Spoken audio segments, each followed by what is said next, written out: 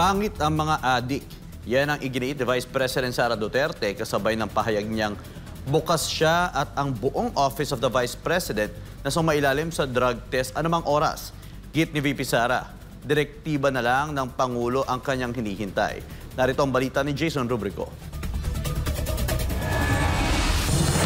Muling iginiit ni Vice President Sara Duterte na matagal na nitong hinihintay ang mismong utos mula kay Pangulong Ferdinand Marcos Jr. na magpa-drug test. Yan ay matapos ang panawagan ni Senator Mig Zubiri na magsagawa ng mandatory random drug testing sa Senado, Kongreso at iba pang ahensya ng gobyerno.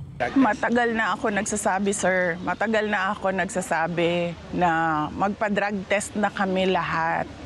Inaantay ko lang talaga si BBM at yung Office of the President na magsabi na magpa-drug test na. Kahit ngayon pa, magsabi sila na magpa-drug test tayo, magpa-drug test, walang problema sa akin yun. In fact, kami din sa Office of the Vice President, handa kami na magpa-drug test lahat. Ipinaliwanag ni VP Sara na mahalaga ang drug test upang masiguro ang malinaw na pag-iisip at tamang kakayahan ng mga namumuno sa bansa.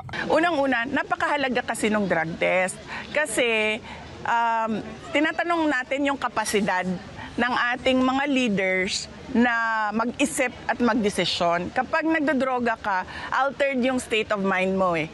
So paano natin napapanigurado na sakto yung mga desisyon or ikaw pa ba yung gumagawa ng mga desisyon?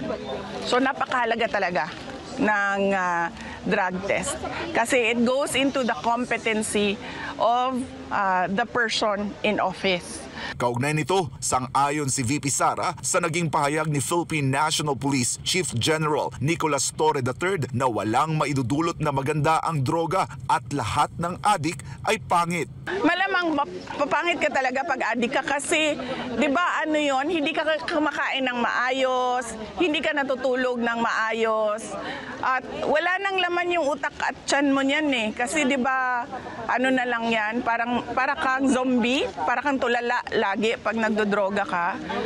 So, oo, kasi nangingiwi ka na kasi nga